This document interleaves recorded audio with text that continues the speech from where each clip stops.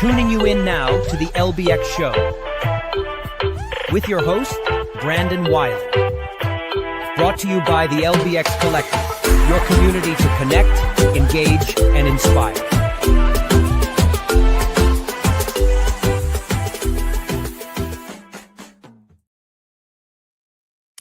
All right. Well, welcome everybody to the LBX show for February 22nd, 2026. I am your host, Brandon Wiley, and we have a great show lined up for you today. We're getting back to everybody's back. Everybody's here. We're going to have a great show. So first, we're going to dive right into a relatively brief news you should know. I got a couple of things to cover, and then we'll roll right into a robust open and shut with Kevin Williams, there to review all the opening and closing trends from last week. The next, Adam Pratt is back with Arcade Corner, and he's going to share some exciting amusement and pinball news. And then finally, we're going to round out the show with promo pro tips. As Chuck DeMonte, he's back as well, presents a 30,000-foot view of marketing and how it applies to entertainment venues. All right, with that being said, let's get ready for some news you should know.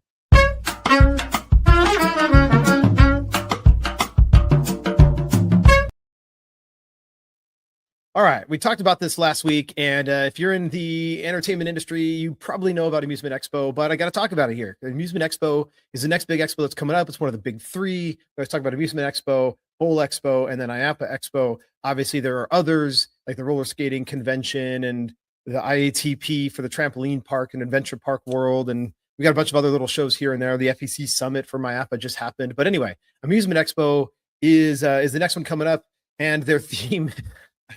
Every time, sorry. The theme is Tomorrow's Industry, Today's Platform, and it is March 16th to 19th, 2026. So the first 2 days, 16th and 17th, are education. Our friend Kevin Williams will be doing one of the keynote talks on the first day around 10 a.m. on March 16th. And then the next 2 days, 18th to 19th, those are the trade show days. And so that's the time to go and browse around, see all the new stuff that you got coming out that's coming down the industry. And some of that we're going to talk about a little bit today. And then definitely in the next few weeks on the show, we will be covering more and more, especially on Adam's Arcade Corner, about what we're going to expect to see at Amusement Expo. All right. That being said, while we're there at Amusement Expo, I'm planning on hitting up a number of the new attractions that have been popping up in Las Vegas area. And one of those is like a bunch of the new things that's happening at Area 15. So their phase 2 development is really being fleshed out and has been fleshed out in the last year. And so one of the new things that was just announced this last week that I'm really excited to go try out Thursday evening is the Odyssey Manor. And so Odyssey Manor is basically a themed cocktail experience. So some of this is from their press release. This is combining immersive performance and craft mixology. And it's going to take place, Odyssey Manor, every evening from every Thursday, Friday, Saturday, and Sunday, beginning March 5th. So it's not started yet, but beginning March 5th. So by the time we're there for Amusement Expo, it'll be running, and it'll go from 6:30 until 10, again, every Thursday, Friday, Saturday, and Sunday. So just on the weekends. And what they're expecting is that the guests are going to step beyond the velvet curtain, and they say into a shadowy world where curiosity is rewarded and every choice determines how the night will unfold. And so they say it's behind and inspired by Area 15's lore. And, it's their hidden lore. I've known a little bit about this hidden lore. There's some things here and there that are like tied to this, but they say that Odyssey Manor is the surreal home of fictional characters Felix and Penelope, with guests there to celebrate Felix's birthday. So you're there to celebrate a birthday party, and it's described as no ordinary party. Visitors will be welcomed with cocktails, nibbles, and secrets in equal measure. So part of this is obviously a growing trend for F&B experiences, and basically there's going to be a rotating cast of characters, unexpected encounters. So one of the things they say is that guests are never really going to know who they'll meet or what they'll uncover or where the night will lead. So the whole idea is to create a unique experience every single time you go back. So to try to draw you back in, you're not going to meet the same characters. You're not going to have the same experience. And they suggest that Odyssey Manor guests arrive in elevated cocktail attire with a theatrical flair. So I don't know if some of the pictures that are here are the actors or if these are some of the guests, some of the attendants. And so if it is, it could be really interesting. And I'm definitely not going to come rolling in necessarily in a halter top. But you never know. The night's young. And so they are, the cocktails, really interestingly, it will serve as keys that unlock a different corner of the manor and reveal deeper layers of narrative and discovery. So I think that's pretty cool concept here. Some of the drinks include Felix's Nightcap, a rum chata and tiramisu liqueur beverage, and then Penelope's Love Letter, which is a robust and bittersweet blend with rye whiskey and Aperol, right there up my alley. So that one sounds amazing. So anyway, I think this is it's really interesting. This is really exciting to go and try this out. And there's a bunch of other things again at Area 15 that I plan to try out, but this one will definitely happen Thursday night. I'll probably end up having to go back to Area 15 a couple of nights. So if you're interested in attending this with me, hit me up at Amusement Expo. Find me. I'll be in and around the show floor, but also at the press, the press area, the press booth for a lot of the time as well. So that is news you should know for Area 15 and Odyssey Manor. All right. If you didn't catch this news, we certainly talked about his exit from Chuck E. Cheese Entertainment, CEC Entertainment, Chuck E. Cheese, a couple of weeks ago. This is Dave McKillips. He was the CEO of Chuck E. Cheese for a number of years post-pandemic. So basically from 2020 all the way through his announcement of his resignation from Chuck E. Cheese just a couple of weeks ago. And then he said he was yet to announce where he was going, but it was a big deal and is a global brand. And so he has announced, David McKillips, he is going to Topgolf. He announced this just yesterday, and the official announcement went out as well from Topgolf International. And he will be effective February 23rd. So this next, tomorrow, basically. And in his role, he's going to oversee the strategic vision and growth of Topgolf. And the company currently has over 100 entertainment venues and also has the Top Tracer technology that's used in their Topgolf swing suites. And so he's going to continue to oversee that. He's had, as we talked a little bit about his pedigree, but he's got 30 years of experience in family entertainment and media and theme park industries. Obviously, prior to Chuck E. Cheese Entertainment, he worked at the Six Flags Entertainment and with multiple roles there, spanning operations, food and beverage, retail, games, and procurement. And then he also managed operations for theme parks in Canada and Mexico, and then led the development of new parks globally, as well as then founding the company's sponsorship, sales, and activation division, and launched the Six Flags TV network, which he also had a major hand in launching the Chuck E. Cheese Entertainment TV network. So it'd be really interesting to see what he does at Topgolf. Hopefully he brings some of that multi-attraction and family entertainment experience to Topgolf to help try to evolve their brand and try to almost really, frankly, at some point, some level, turn around the brand. And turn around the sales. So as we've talked about multiple times on this show that Topgolf sales, year-over-year same-store sales have been declining over the last several years on a regular basis. So he's got his work cut out for him, but he's done a phenomenal job. I'm a big fan. He's done a phenomenal job of Chuck E. Cheese Entertainment over the last 5 years and 6 years growing that. And so I'm excited to see where things go at Topgolf. All right. Last thing we're going to talk about here on News You Should Know is Dartsee. So they are an interactive social gaming darts platform, so an augmented darts platform, and they unveiled a new game called Darts Class. And so this is obviously in addition to all of the lineup of their other games, which they have, I think, there 12 other games in addition to this one now, which makes it their 13th. And when in Darts Class, players have 3 darts, as you do in darts, to hit different sections of the board. And as they progress, the game gradually becomes more difficult as sections expand and shrink, becoming increasingly disjointed and requiring players to aim ever more carefully. And so this is obviously, it's a 1-player mode. You can play in 2-player mode or a multiplayer mode. So you can play this collectively together. And again, it's really just meant to improve your dart skills, like actual real darts, not like all the different augmented games that they have and that other augmented dart players have. So this is one really super interesting to me. I love playing darts. I'm a big darts fan. I have my own darts and I go to bars and I play darts sometimes. And so this game sounds like a lot of fun, this class. And so you have 3 difficulty levels, 2 different modes, and they want to give a challenge regardless of all skill levels. And so they, really demands, the difficulty levels you can see is like highlighted by the different sections. So blue sections are smaller and trickier, and green sections are the largest and easiest to hit. Yellow is harder, and red is the most difficult sections, usually focusing on bullseyes or a single triple.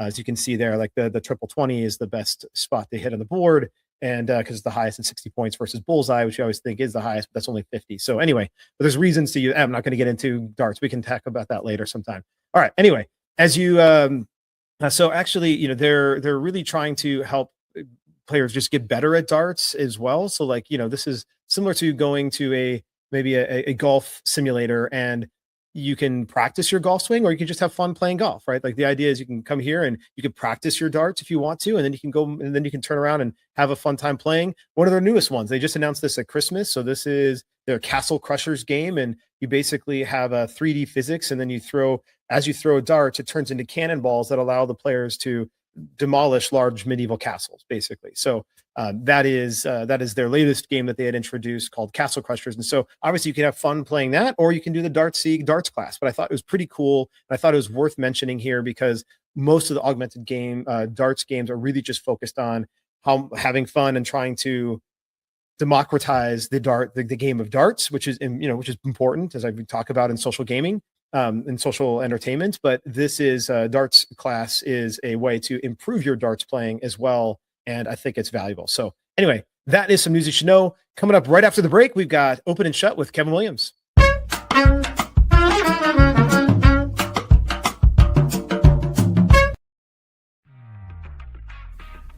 Intercart is the only cashless system designed, developed, and manufactured all under one roof.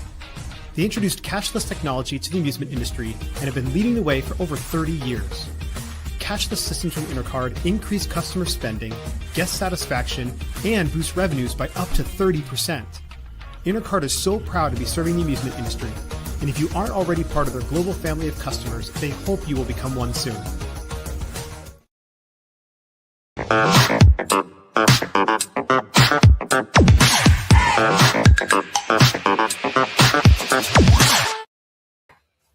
Hey, big hello to the latest Open and Shut. I hope I find you well, Brandon. Of course. Yeah, of course. Back in my my comfy little studio. So ready to go. Oh, yeah. Comfort of home. Okay, well, let's jump in. And what a surprise. As we said previously, the momentum is there. The pause and now the continued force. A lot of the names there are facilities that are adding to their operation, but there's also a couple of what I would say familiar trends appearing, but we'll see more of that as we go in. Jumping in, our friends at Sandbox. As I am compiling or completed this particular presentation, I'm working on next presentation, and I'm already deep into that. So where we're saying 75 chain facilities for Sandbox, I can actually say that it's more than that. For the next Open and Shut. It'll be interesting to see what number they're going to pause at before they make their next decisions. Yeah, I'm a little bit shocked at the size. Only 3 arenas for this one, only 3,900 square feet. Granted, it is in Surrey, British Columbia, in Canada, but this is not a recipe for a lot of repeat visitation. But depends on, I guess, its exact location. It is the franchisee in Canada, taking a punt at empty retail units. That is their want. If they feel that they can populate those spaces with 3 Sandbox arenas with no F&B or hospitality component ever, I would say that is the ultimate one and done example if I was ever going to come up with one, unless content can draw the audience back, and that is an important aspect of digital experiences. Our friends at Zero Latency, the nearest competitor to Sandbox, they would argue the leaders, and 150 facilities out into the global market would define them as a market leader of this particular genre of approach to a VR arena franchise model. Mexico is one of those Latin American markets that is being expanded into by these franchisees' operations, and so we're up to the 150s. I wonder how long it will take them to get to their 200 magic number. Yeah. I mean, they just keep going. Good for them. How long this momentum can keep rolling will be the test of time and the test of experience, as well as the content. So we will be talking about these companies again, no matter what. Mr. Gratti's Pizza, it is both the pizza chain as well as the pizza chain with the entertainment operation. So they've got 61 sites out there of their what I would call pizzeria environment. Not all of them have the play area, the entertainment area. This one does, and underlines it quite heavily. 14,000 square with a pizza buffet and supported by a large amusement space. I think that's over 100 machines from the snapshot that I got. And I wouldn't be surprised if this is the type of business that eats into the Chuck E. Cheese's and the Dave and Buster's periphery business, because it's available, it's cost effective, and it's offering a solution that is family friendly. Yeah, and Mr. Gaddy's has been around for a long time and have historically had actually a fairly large arcade. I mean, some of their locations will have up to 150. Right. I mean, some will be smaller with a smaller arcade, 50 machines to 75, but then some will have up to 150 machines, depending on their facility. They tend to typically have redemption as well, and not just pure arcade, as you can see in the picture here. And I'm surprising number of locations, because we don't have a Mr. Gaddy's in Arizona, and they have at the same time like over 200 locations, which is actually fairly remarkable as well. No, every time I do the calculations here, the feedback comes back to me that they have about 215, 220 facilities, but only 60 to 61, 62 of those are fully fledged arcades. I'm wondering if what my research is doing, and I apologize, it's a light touch research for this particular subject, if it is the dedicated pizza game park kind of approach, is in that 61 to 62 number. Yeah. The more a couple of machines thrown at the back of the pizzeria for the rest. Again, yes, it's worth doing some research, but I'd rather do that with a slice of pepperoni in front of me rather than doing it from a distance. Moving through, and an example of the difficulty of trying to do research in some of these stories, and we'll touch upon that research problem later. But here we go. Adams VR. We're in Amsterdam. I've walked past this venue a number of times. I knew that there was an entertainment facility in the basement. I wasn't sure how big it was or what it comprised. Well, I wake up, I get the press release, and it's Adams VR is the name of this facility. It's a games and race room. Okay, it's got simulators along with VR, and it's 1,500 square meters. Big. And then in their PR marketing, it turns around and calls itself the largest VR park in Europe. And you suddenly, spit the tea across the table and try and jump back. From the information that I can gather, it has been open a lot longer, but they have recently pushed the promotion of this facility.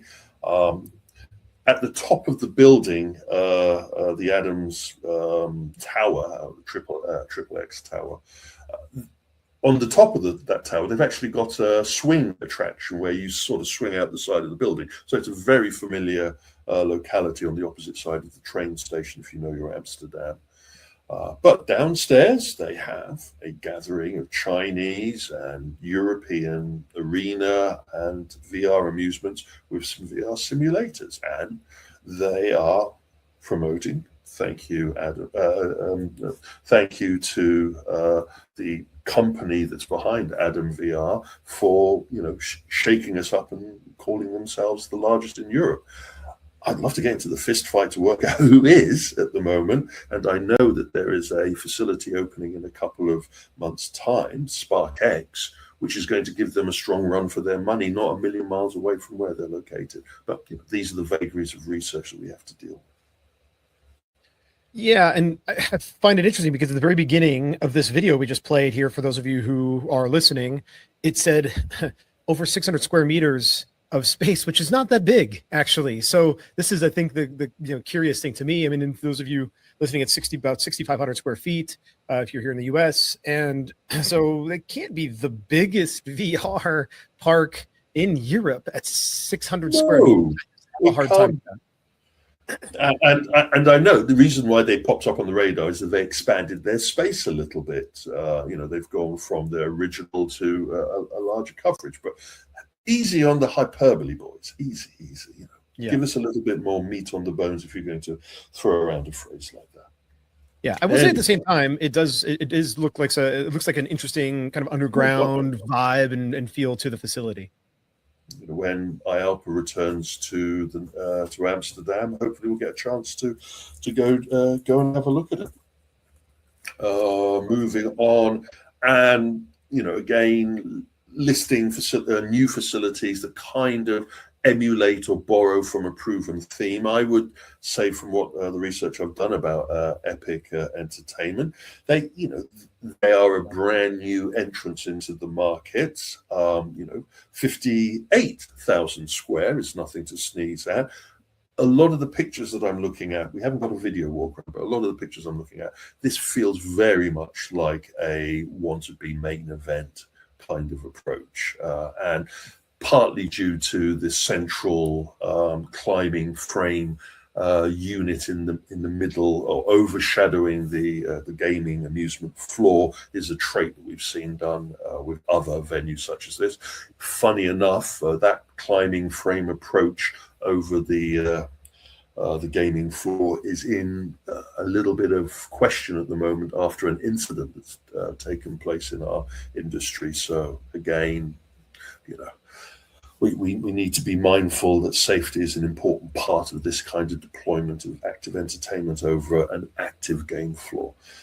All of that said, it's karting, it's climbing or active entertainment.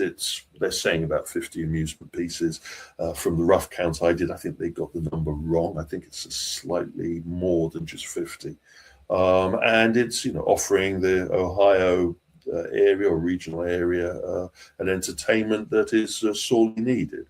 Will be interesting to see if this is part of a major rollout of more under the Epic Entertainment brand, and I would say they're going to have problems with that name if they're going to try and roll it out internationally. Yeah, this is a bit of a risky one, I think, given the fact that Scene 75 is also in Cincinnati, and Scene 75 is a former, I don't know about the Cincinnati location, but I know one of their locations is a former FEC of the Year, brass ring winner from IAPA, and so given just the fact that Cincinnati isn't that big of a town, and both locations have go-karts, both locations have arcades. I'll say the one difference between Epic Entertainment and Scene 75 is all of the active play. Scene 75 is much more of your classic FEC. They've got a laser tag, blacklight mini golf, duck pin bowling. They do have some inflatables, and so like an XD theater. Where Epic is you've talked about, is a lot heavier on the active play side. Trampolines, ninja course, ropes course, toddler area with inflatables, and so. Besides the go-karting, they're definitely much more on the active play side, and maybe more akin to an Urban Air than a Scene 75. Given that Urban Air also has karting in some of their locations, but it is still the proximity to the Scene 75 is to me would be a little bit risky. And Scene 75 isn't the only karting entertainment space within the Cincinnati catchment. I forget the name of two outdoor parks in that area. But again, it isn't a unpopulated market, but finding a unpopulated entertainment market now in this day and age, as you can see from all of the sound offs and opens and shuts, that it's becoming less and less. You are going into a target-rich environment, no matter what you do. But it's how you stand out from the crowd. I would agree with you about the Urban Air analogy. I had problems from the information that I had and the picture sources we had. They didn't show the inflatable area that closely. So I would need to see, is this just a soft play area, or are there a dedicated group of inflatables? But anyway, one to keep in the mind when we're thinking of that neck of the woods. Moving on, and we're now seeing the investment by the hospitality trade automatically looking at competitive socializing or social entertainment mix to their facility. So if you're going to be opening up a bar with some kind of food offering, you're not just going to open it up and theme it. You're now going to consider putting money into developing a social entertainment component. You're going to be putting in the darts machine, in this particular case, the darts are relatively rudimentary. They're not that heavily gamified. You're going to have the shuffleboard, and in this case, it's a light shuffle system rather than the heavily gamified shuffle system. So it's a light touch, a little of amusement, and I think the amusement in the rundown for this facility are the pool tables that they have. I didn't actually see any pinball or any direct video amusement, but it gives us an idea. You're going to open up a facility, and if you're going to open up a bar entertainment facility with a social entertainment component, you're going to be digging in your pocket some 3 million. I wait to see what the take is from the audience, but the themality is very light here. It's very industrial, very rustic, their approach here. But 3 million, I think, got lost on buying the machines and laying out the space, to be blunt. But the point I'm making is the hospitality market is looking at opening now with this kind of approach, which puts the extra pressure on operators in that area with their own entertainment offering to keep up with the Joneses. Yeah. Definitely. Again, for those listening, the themality is very much a factory floor. It looks they've made it. It's clean, right? So they cleaned it up. It is finished, but it is meant to look sparse, like you're walking around on a floor of a factory. I would be a little bit concerned about the noise in the space, given it looks like the ceiling is not super well insulated, and so while it is nice and clean looking, I think there's going to be a lot of sound dampening issues, and fortunately, that's something you can come back in and apply and solve for later too if it does become an issue. Certain hospitality venues with a bar mentality don't care. So we in the entertainment industry care if the noise of our amusement machines or our immersive attractions is being blown away by the noise of the people playing on the bowling system or on the mini golf. Here, I think they just want to make sure that the acoustics are not deafening, but they will live with bleed here from the ears, I would assume. But anyway, moving on, and Andretti's kind of see that karting still plays a major component in anyone developing a large entertainment space. Andretti's is up to 13 facilities now, and their formula is quite proven for them of how they want to go into the market. The multi-layer level karting indoor capability with different ages and professional levels of engagement, then the amusement floor, then their racing simulators, then their restaurant, and then their bar. Usually their bar close proximity to the track to view onto it. Proven formula, roll it out 13 times, and we know they're planning on a 14th time soon. From my point of view, 100,000 square in Illinois, and you'll recognize its locality isn't a million miles away from where our friends at Wonderverse were.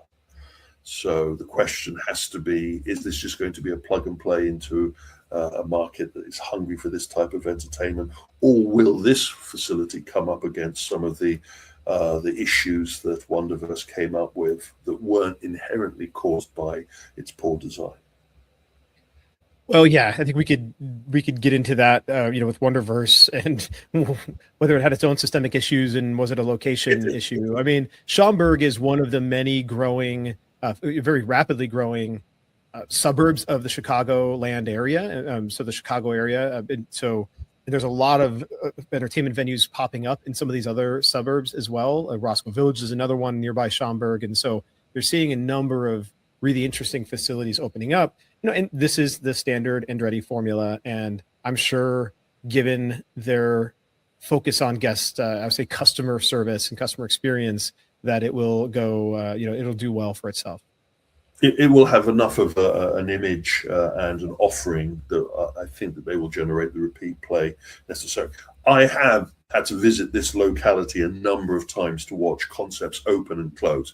I had to go into this area looking at the GameWorks situation that was prevalent there that then migrated into the Sega problem.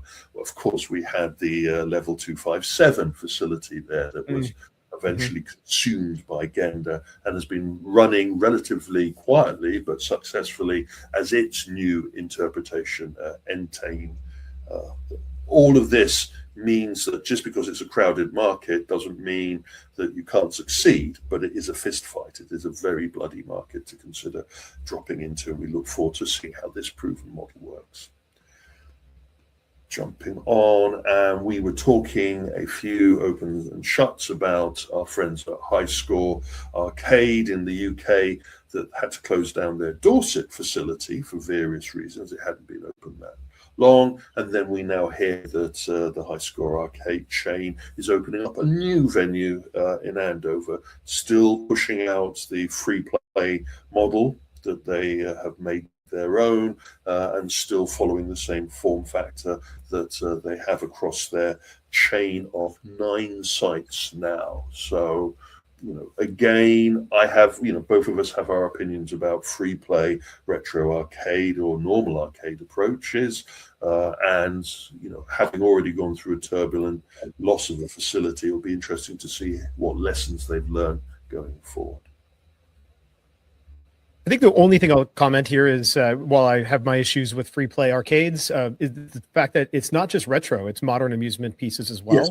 And that's what I find interesting. Most free play arcades are retro arcades, and not the modern games. Well, so High Score Arcade used to be heavy on the retro, and then has run out of retro machines, and has now become much more of a broader split of amusement.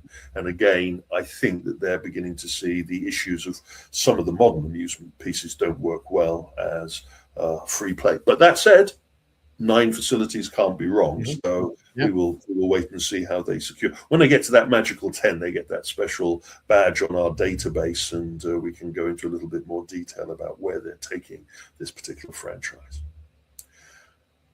You've got a retail unit. You're in Torrance in California, and you decide that you're going to open up a recreation of a Japanese amusement facility.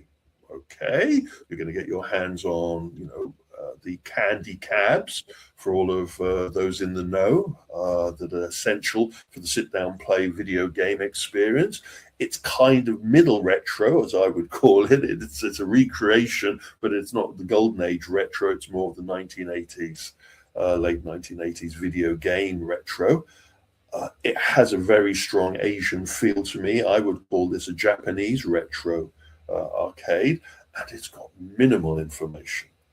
You have to really dig to do your research to find out about this concept. But from the information that we were able to rise from the local media, as well as from the local player base, it's really well appointed, and I'm just wondering if this is one of those that sneaks under the radar. Either this is a passion project, or this could be the beginning of something a little bigger. That said, how are you going to get your hands on more of those candy cabs at a reasonable price point to operate in your facility and keep them populated and fresh and maintained? It's going to be a hard job. Yeah. I think it's interesting because not only do they have obviously some of the retro, kind of the 80s style retro games, but they also have some of the modern Japanese games too. I mean, they've got a MyMyDX, a couple of MyMyDXs there in the facility.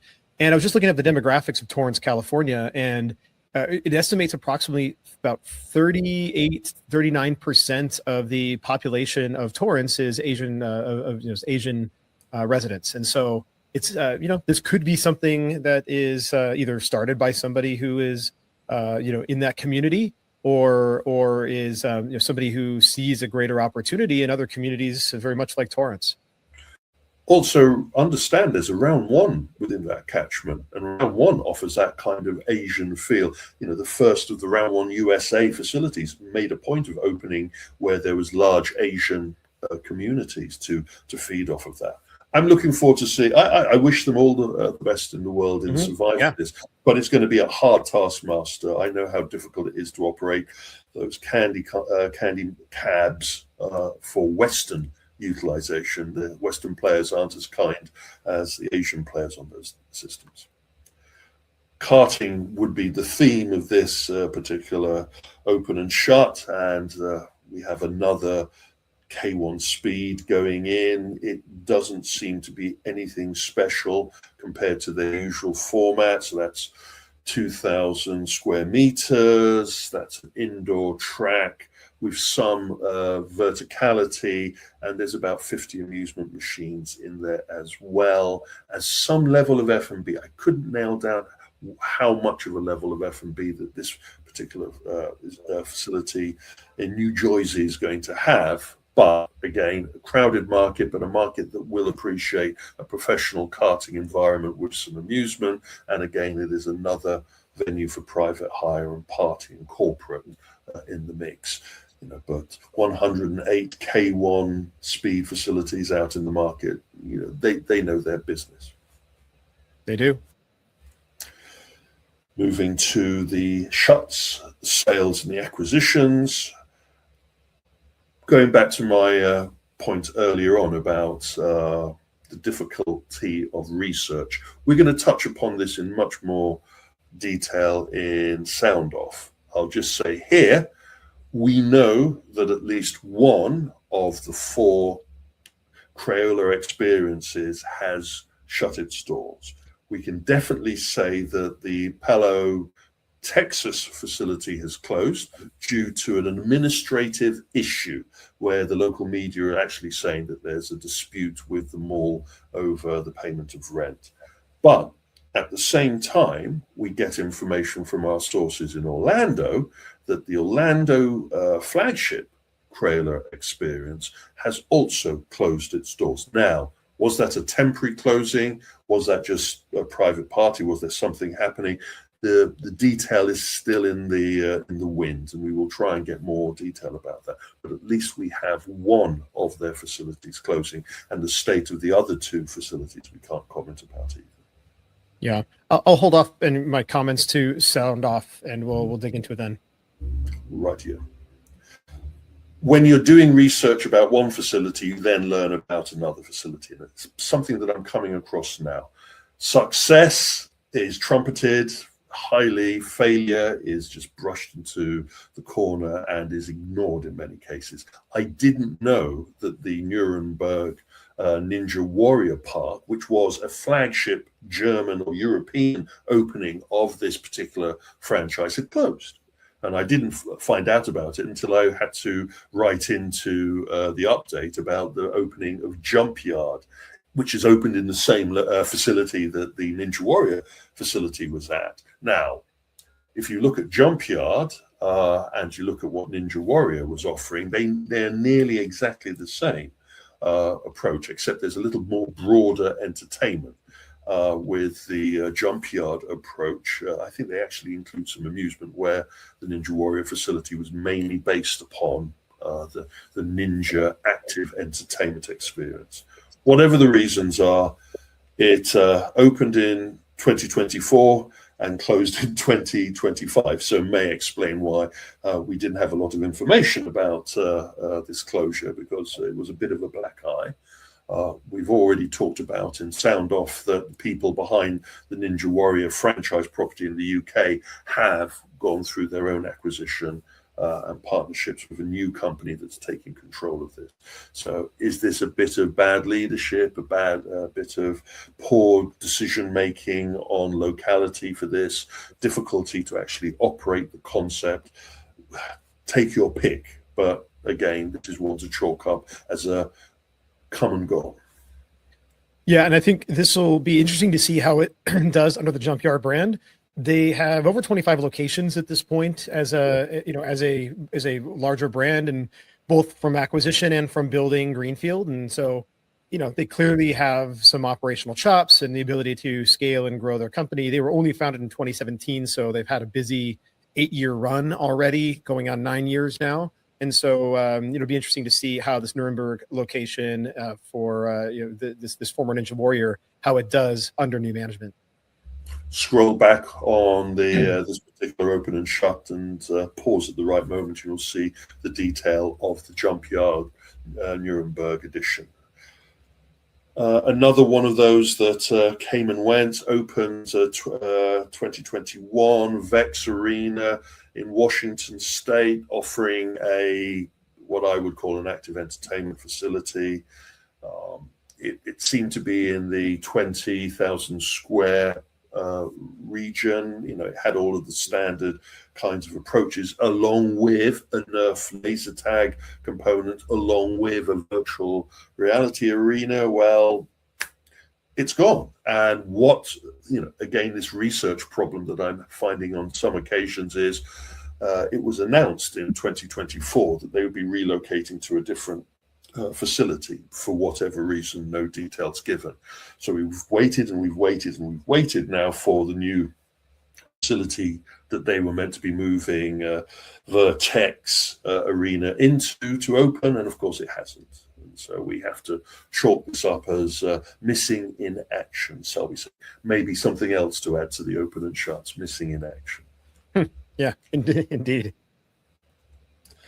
And then finally, a kind of a narrative that we're going to be talking about a lot in the coming months, and that is the changing of the landlord or the caretaker of a particular operation. So it doesn't mean that the site is suffering, or it doesn't mean that it isn't a workable concept. It just means that the company that has been running the facility for a period of time has decided to move on and do other things, retirement age, or the business model now isn't as profitable as they wanted to get into.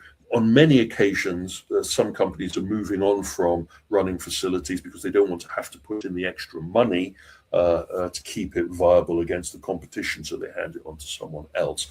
Here in Texas, a very laid-back outdoor miniature golf. It's not crazy, but miniature golf, a lot of cocktails and golf balls, a really nice atmosphere. It's well known in the area. It's been going since the 1920s, and now it has changed hands with a new landlord who is about to throw the doors open as the season begins for this outdoor entertainment.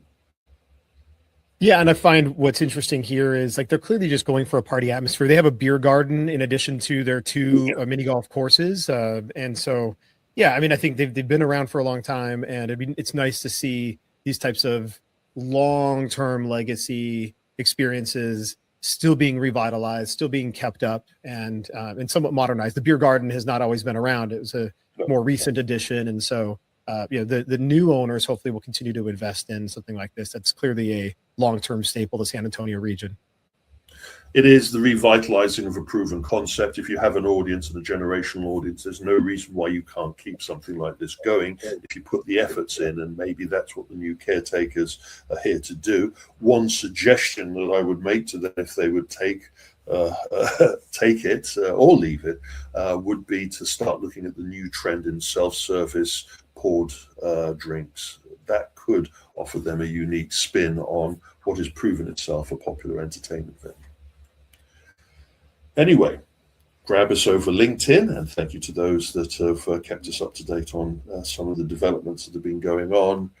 We have some Stinger reports out there. We have some entertainment social arenas out there. Please jump in.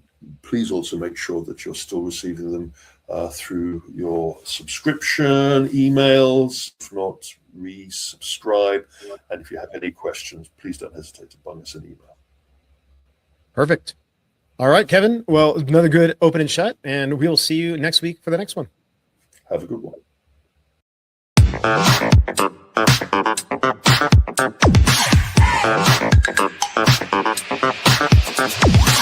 Power up your game floor with Arcades by Allen One.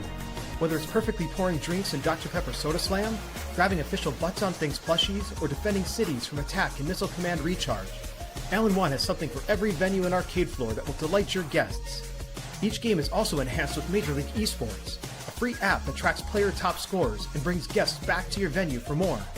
Visit allen-one.com to learn more. That's allen-one.com.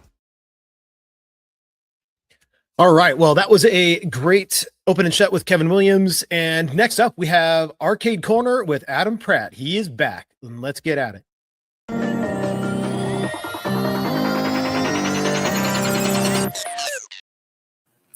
Hey everybody, it's Adam for the Arcade Corner here, and believe it or not, we're almost done with February. It's weird because it seems like January took forever and then February's just flown right by. But I hope you've been staying warm. It's finally snowed where I'm at after not snowing at all for most of the winter. But we do have some arcade news. First off, as you see here with all the Japanese text on my screen, I might guess that it's a Japanese-related game. I would be amazed if this shows up in the States just due to the business model that's being used about it currently. So if this doesn't look familiar to you, this is based on the very popular manga and anime called Demon Slayer, which is, as far as I'm aware, is the best earning anime of all time. As far as there was a movie that came out last year, which is only just a part of the series, and it hauled in well over $600 million worldwide. And again, as far as I know, no other anime has ever gotten close to generating that sort of interest and money, including Pokemon. I mean, I guess Pokemon was the number one before this. But anyways, Konami has developed this Demon Slayer arcade card vending game. The game itself is fairly simple as far as it's kind of like a redemption game as far as how simple it goes. Like you have the samurai sword joystick or samurai sword hilt joystick, and all you have to do is repeat the movements that you see on the screen at the right time to do battle with somebody on screen, and in that process you get cards. But I know an operator in Japan who's an American, and he was telling me about the business model behind this. Just unless Konami totally relents on that, which is highly unusual. Most of the time when a Japanese manufacturer like Taito or Konami or Capcom or Sega or whoever comes up with a model in Japan, they repeat that, or they want to repeat that when they bring it out west. It's just these business models, they don't make a lot of sense over there in Japan, and they make even less sense in the States, just because from what I was told, after all is said and done, due to the revenue share model, because that's something they really latch onto in Japan, is most of the manufacturers have really shot themselves in the foot by forcing these you could call them egregious revenue share models. In the case of this Demon Slayer game,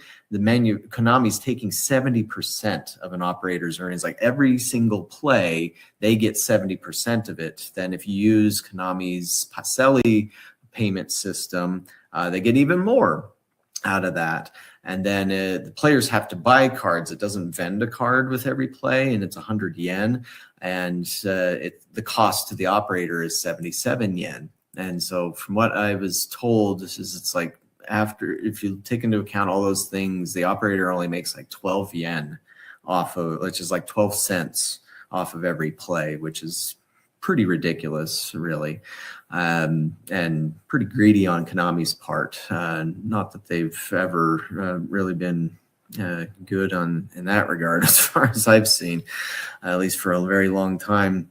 And so if this does show up in the States, it would probably just be through Round 1 USA, but it's like, good luck at convincing operators to go with a ridiculous revenue share system that takes a vast majority of the money. Now, sure, there is the thing where it's like you don't necessarily have to buy the machine outright, but it's like, in that sense, it's almost like, what's the point of operating? And it barely covers the electricity in that regard. But it's testing well in Japan, at least, but again, I just don't know how profitable it really is to the operator at the end of the day. For all that, probably profitable to Konami if they can convince enough places to grab one. But that's not the only game release news. So news did come along this week that Perfect Poor Pabst Blue Ribbon Edition, which is the sorry, let me mute that. This was at IAPA at the ABS Companies booth. Now, this game, a lot of people see this and are like, oh, that's Icy. They copied Icy. It's actually the opposite. Icy copied them. DSM Arcade is a small independent arcade company, and they came up with this concept of pouring drinks kind of like Tapper well before Icy existed. In fact, somebody at Baytech saw this game on test out in Wisconsin at a bar, and that's where they decided to come up with the idea. But Perfect Pour itself, the regular version, actually did also hit production last year, February 2025, before Icy was available. As further proof to that, it's just because it's an independently made game, very few people seem to know about it other than the signal boosts that some like myself do. But the overall concept of this is, you hold the tap back and it'll fill up the glass, whatever it is. But Perfect Pour has a lot of detail to it as far as like there's pitchers and there's shot glasses and there's a variety there. The keg can explode or something along those lines and whatnot. But this Pabst Blue Ribbon Edition just includes newer graphics as well as the licensing from that adult beverage company. And so that this version of it, now there's two versions of it out there.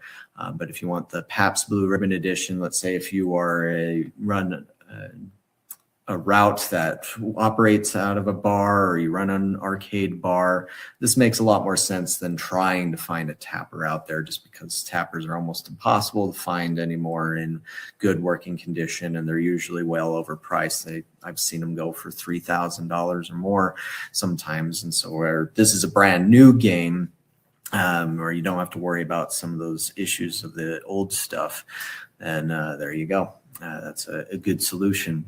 Or if you just have any sort of alcoholic drinks being served in the location, as well as I know a lot of FECs are doing that now.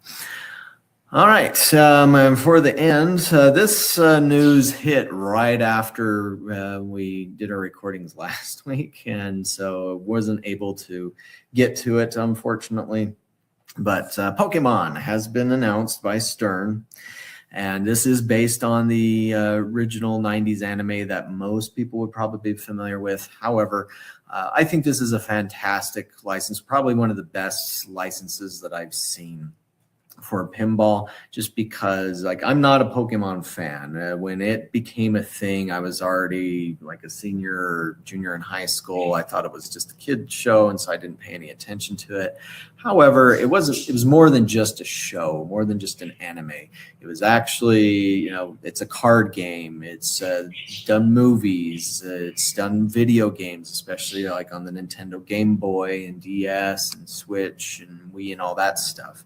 And so it's just like the breadth of interest, the crossing of generations that this IP has is unusual compared to most of the other stuff. Like for the most part, Stern's developments have been mostly appealing to baby boomers, Gen Xers, not so much millennials, and hardly anything from that would appeal to Gen Z, as they call it, or Gen Alpha or whatever. I don't know who comes up with these arbitrary generation names and dates as to when you're considered part of this generation or that. But either way, this is one that really bridges the gap just because it's been relevant for such a long time. They haven't shot themselves in the foot like a lot of American IP has. Like right now, I wouldn't suggest jumping on the Star Wars or the Star Trek or the Doctor Who bandwagons, because those shows have found ways to piss off their fan bases by creating crappy shows and content, whereas Pokemon has not done that. They've pretty much just somehow managed to keep it going, keep interest strong. I mean, Pokemon cards can still go for thousands of dollars, and there's still plenty of people, not just adults, but lots of kids that still get into this. And because of that, when it comes to the obsession with licenses in our industry, it's like, this makes total sense. Now, there have been some video arcade games, and none of them have successfully bridged the gap over here, but nobody's really given it a serious try either. There was like Pokken Tournament a few years back, but it was a poorly designed cabinet. It used like a gamepad instead of proper joystick controls. But either way, I think this is going to do really, really well on location. But time will have to tell there that it's available now, shipping now. And so we'll see what it does out there. But that gets us up to speed. We soon do have Amusement Expo coming up, so we should have more news hitting very, very soon. So stay tuned for all of that, and we'll catch you next time on Arcade Corner.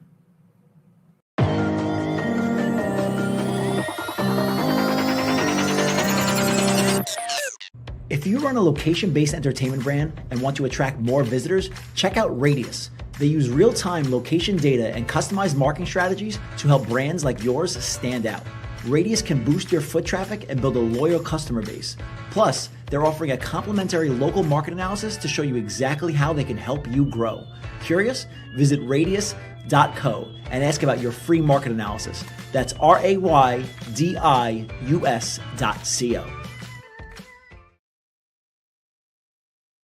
All right. Well, I am that was a great Arcade Corner with Adam Pratt. I'm a big fan of Perfect Pour in general, as well as, some of their variants, but really digging the Pabst Perfect Pour. When I saw that, I obviously talked about it on the show, a few months ago when it was first announced, and it's going to be at Amusement Expo. Excited to play it, excited to see it. And you know what?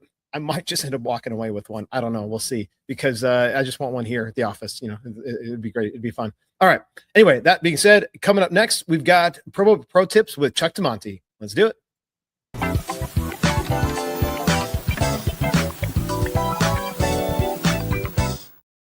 Hello and welcome to Promo Pro Tips with Chuck DeMonte. And today I want to talk about marketing in general, right? So when you are a business owner, especially for FECs, and primarily the way you do business with people is them walking your location, right? It's not like it's an e-commerce where you could very clearly see the sort of path of where people came from, how they landed on your website, and what they purchased, right? It's kind of difficult to connect those dots.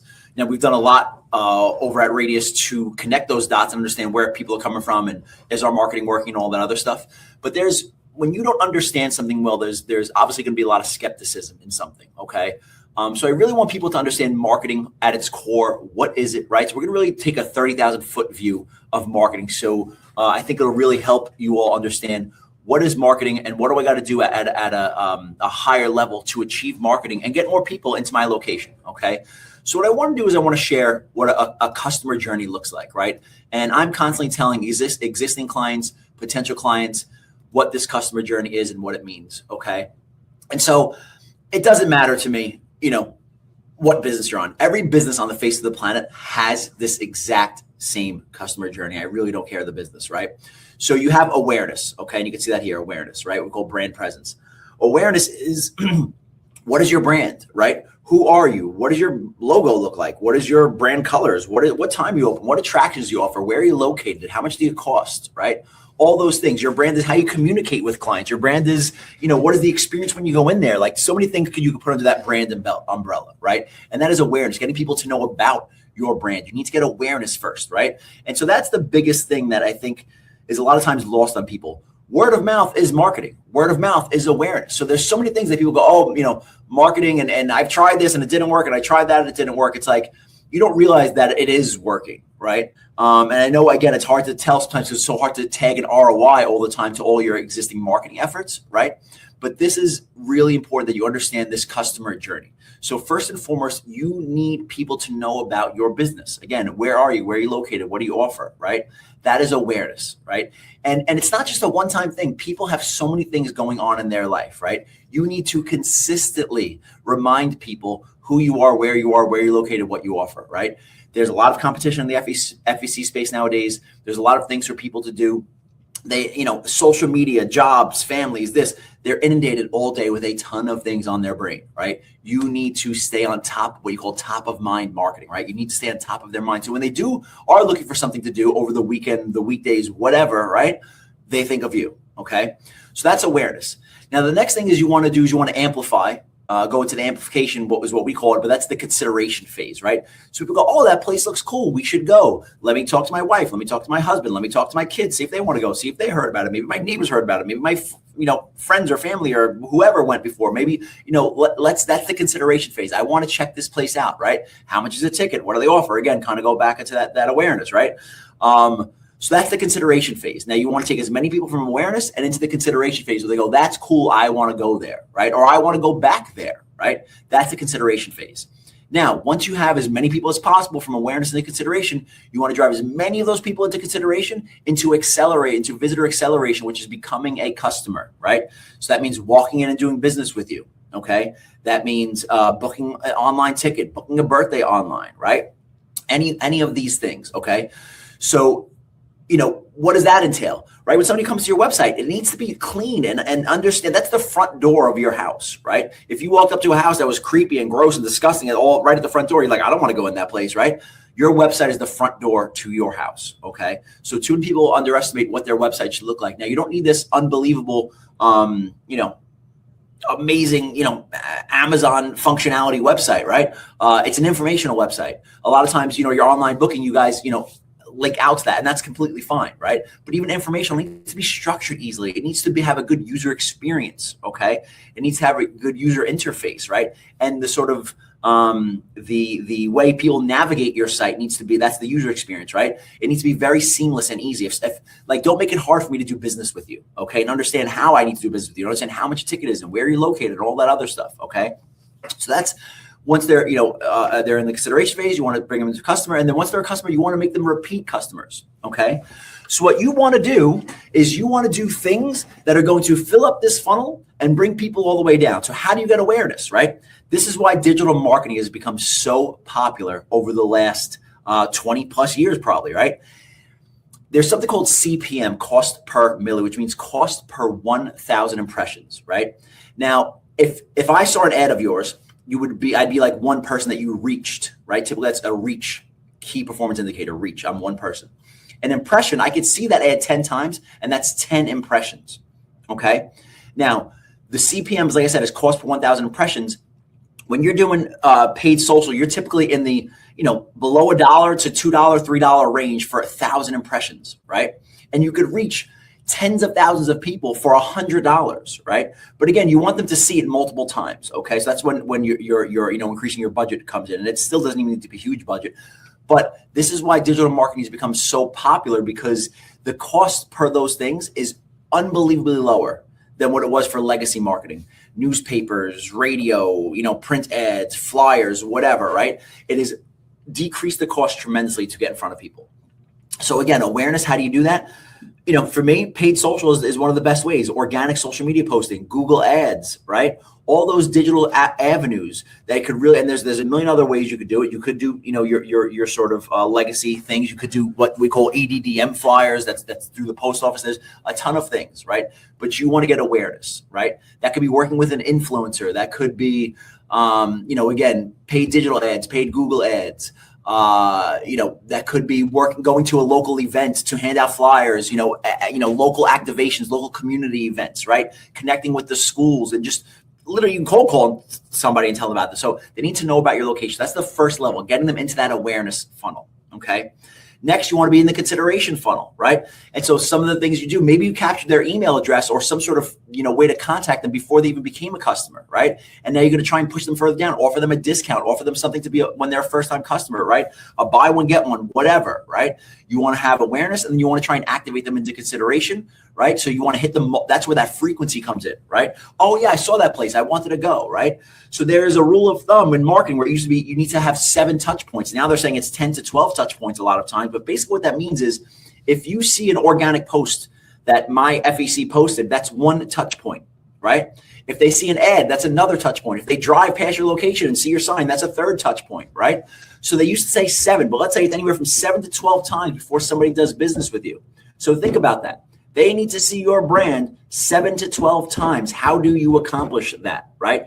And within a good budget that your business could afford. So you got to get creative, and you want to be on multiple channels, right? So you want to be doing the things. There's so often we work with clients and they're not posting on social media. It's like, come on, guys, like that is the easiest thing to do. Go snap some damn photos and videos and put it on your social media, right? But again, everybody, a lot of times complains that they're just not getting business, or they're not you're not doing the basics, right? I'm here to tell you, business is not easy. Sorry, right? If you wanted to be get into something easy, you shouldn't be an entrepreneur. You shouldn't be a business. I'm just being very blunt and honest, right? You got to do all the things, okay? And so maybe you hire somebody to do things. Maybe you do them yourself, right? So again, brand presence, how do you get in front of people? Digital media is the cheapest form. Consideration, they need to see it multiple times, multiple touch points. You need to be posting organically. You need to be doing the ads. You need to be doing the email marketing. You need to be out there in the community, right? Multiple touch points, right? Then how do they become a customer, okay? You're going to hopefully choose strategies. So here's the difference. Here's a perfect example of this. If I'm doing paid meta, right? Instagram and Facebook.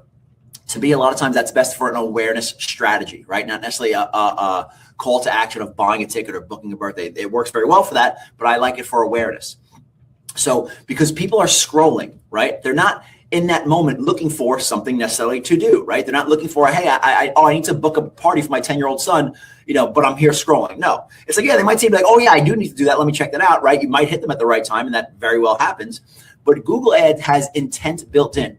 Somebody's literally searching for kids' birthday party places, right? You need to get in front of them at that exact moment, right? So that's that customer, that's that visitor acceleration. And hopefully, if they're Googling kids' birthday party places, like we said, and you had those multiple touch points, and they drove past your location, and they saw a media ad, organic post from you, and they saw an ad from you on Facebook, and they can say, oh, I heard of that place, right?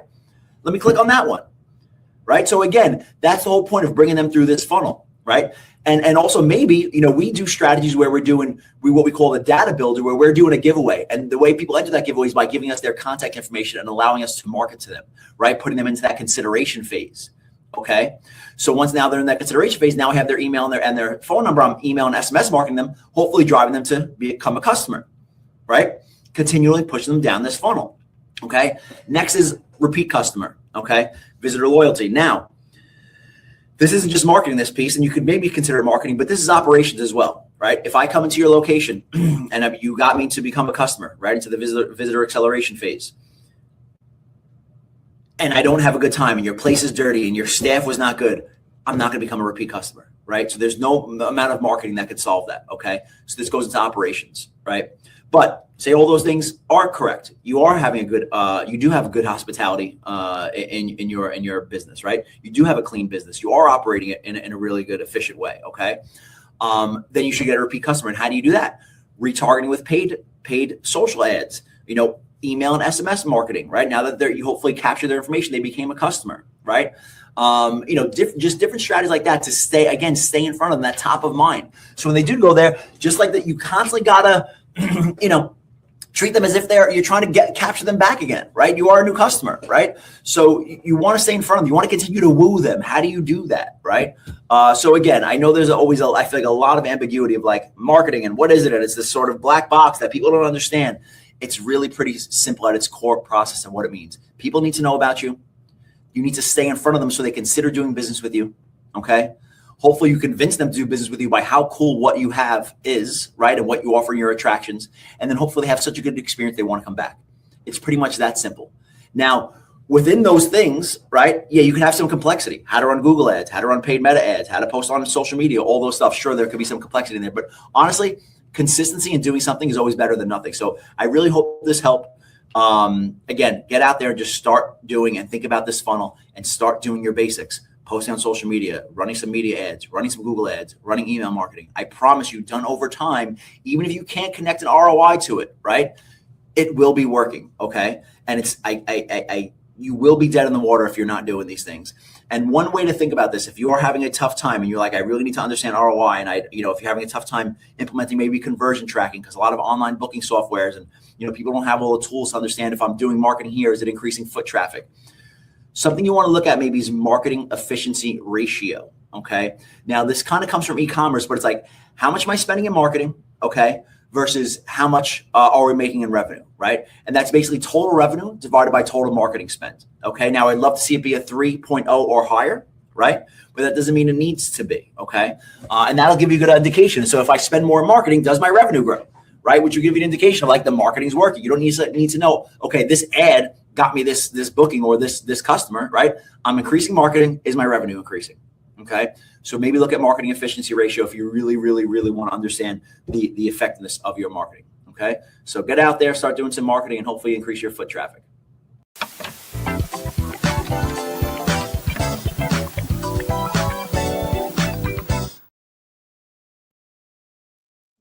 All right. Well, that was a excellent extended promo pro tips with Chuck DeMonte, and so it was a great overall primer on what to do if you're marketing your venue and how to think about it. So anyway, that was excellent. All right, we've got Sound Off number 111 with Kevin Williams. That's 111 with Kevin Williams on Tuesday, February 24th. So just in 2 days, we've got a great Sound Off. We also have, I believe, a virtual arena, which we haven't seen one of those from Kevin in a while, coming out as well. So check your email inbox. And if you haven't done the subscribing to the Stinger Report and all of the other newsletters we send out called Entertainment Social Arena, the Virtual Arena, and Stinger Report, please go to lbxcollective.com and sign up and get that done. Well, that is a wrap for this week's LBX show. This is Brandon Wiley signing off. Stay tuned and keep kicking ass.